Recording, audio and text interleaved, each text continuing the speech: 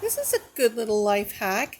When it's really hot outside, it's really hot in your house, but it's cool outside, put your fan right outside of your balcony door if you have a balcony door outside, and you can leave that open because it's going to cool down your whole house. It's so effective.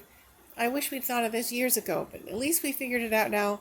It's wonderful. So put your fan outside on the balcony and let the cold air come in from outside.